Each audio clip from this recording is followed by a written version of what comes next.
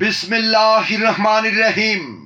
সম্মানিত ইসলাম প্রিয় মুসলিম তাওহিদি জনতা, আসসালামু আলাইকুম আরহামাতুল্লাহ।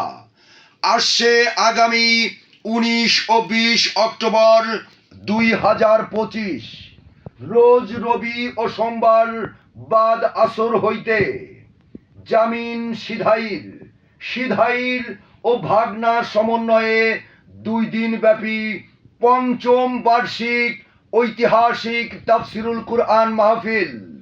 পঞ্চম বার্ষিক ঐতিহাসিক তাফসিরুল কুরআন মাহফিল স্থান সিধাইর ক্লাব মাঠ, সরঞ্জাই, তানোর, রাজশাহী।